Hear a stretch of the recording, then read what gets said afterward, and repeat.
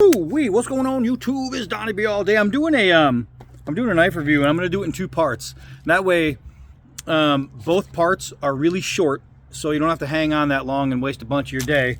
But that way we can concentrate on what each part does. I'm bringing you this guy right here.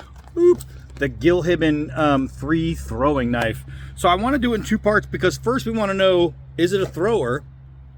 Because that's what it's designed to be. And second, we want to know, is it a knife, right? Can it knife? Today we just want to find out, does it throw? So just a quick rundown on the specs.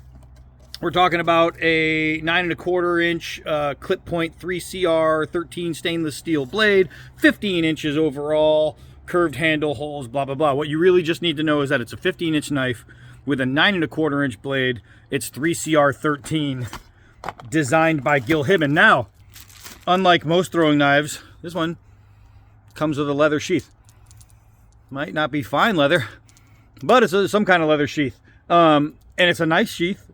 It is a nice sheath, but we're not going to use that right now. We're just going to go and we're going to test, does it throw? And what I want to do is just go down to the tree stump here and pick a spot and wing this thing. Now, so far, I came out here to do a couple shorts. And one short, I threw it twice, both times stuck. Then I came out to throw a short, to do a short of how many times in a row can we hit. And I was able to hit it 4 times in a row, and I was like, well, it just seemed easy. So I don't know if I'm gonna have to refine my start, but what I do know is that in the initial testing, when I first threw this thing, it threw really, really easily. So I'm going 5 yards from here, and we'll see if we can't. First throw. Okay, so first throw is golden, and I'm going to show you a couple different angles right now. I just want to show it going in. There's the second throw. That was pretty easy, and I have to say, the hits, like bam, they hit, man. It really, really bites in there. Third throw. Oh, that was on me. That was on me. When I released it, I actually moved my thumb, and that was bad. That was bad on me. So here we go. Uh-oh. Now I gotta find my spot again because I screwed up. I screwed up, man. Those are my first misses with this knife. There we go. So it came down to how I'm holding it. And that was exactly where I was aiming. So now let's give you more of a one of these guys. So now when I throw an axe, you'll notice that I put my foot forward with my hand that I'm throwing with. So I'm a lefty. I put my left foot forward when I throw an axe. When I throw the knife, I put my right hand forward and I use my body rather than just the arm. And that missed. I'm not gonna lie to you. I know it's not enough film, but it actually hit the tip. It hit a soft spot and it fell out. I don't think the throw was bad at all, but you hear that? That's a stick. So basically, what I'm doing is when I throw it wrong, I notice what I'm doing is I'm putting my thumb on the side and throwing it that way. When I'm throwing it right, I put my thumb on the top. So this foot, my right foot, because I'm a lefty, so this would be opposite for you if you're other side. My right foot is forward. My arm is going in the direction I want to go. I'm pulling my body back, and you hear that? And I'm releasing, right? When I throw it the same way every time, it's a stick. Every single time. So let's try this again from right here. So now I'm going to try it with my left foot forward and just a lean forward.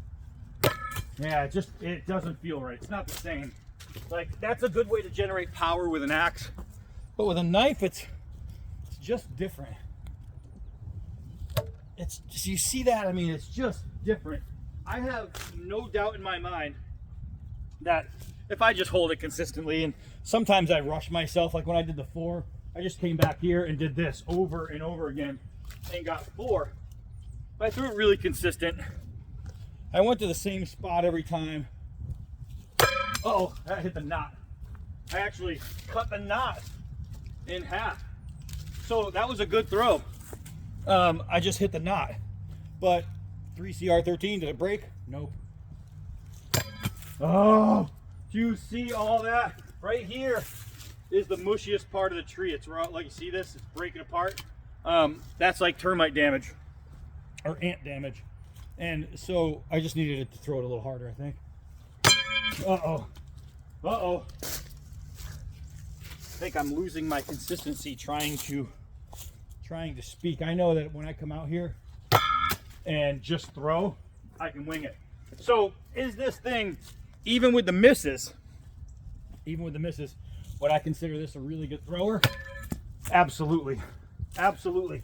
It's a good thrower. I think I'm rushing myself, and I'm just trying to get it out of the hand and remember where I was holding it and remember where my foot goes. And I don't have a mark laid down. I'm just looking at the ground and trying to see. All right. Oh, I hit the knot again. So I'm throwing it really consistent as far as spacing. That's the 4th time I hit right around here in this knot. So I'm hitting like pretty much just where I'm aiming, it's going. And that's good. So throwing it away from the knot is easy. Let's see if we can just get a few in a row. Rattle them off here. There's 2. And I mean, I'm still trying to rush myself. I'm on my way to Foxwoods Resorts Casino, going to make some money. And so I just came out here and decided, why not just throw this thing a few times and see if it can be, the same thing at the knot, a consistent thrower. That was 3 in a row, and then a good throw goes awry. But you see that? So on that throw, that was solid in there too. I had all my fingers underneath with my thumb on the spine. Without scales, I have to say it's a little difficult because my hands are so big. I want to wrap around, and that's what I love about scales on a throwing knife. This one doesn't have it, so refinding the grip, and the fact that this is tapered all the way around, you see that? It leaves less material here to put my fingers and thumb on. So if I was going to have a complaint, it would be the fact that my fingers keep slipping off of my point of contact, and it really changes the throw, right? But when I'm able to keep my fingers and my thumb on the point of contact and get a good slide, oh, that was a good one. Did you see all the tree pop off? Get a good point of contact, then it's just better.